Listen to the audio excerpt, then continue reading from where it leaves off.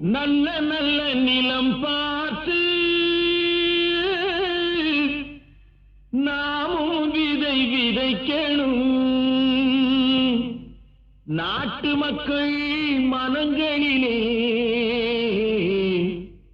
நாணயத்தை வளர்க்கணும்.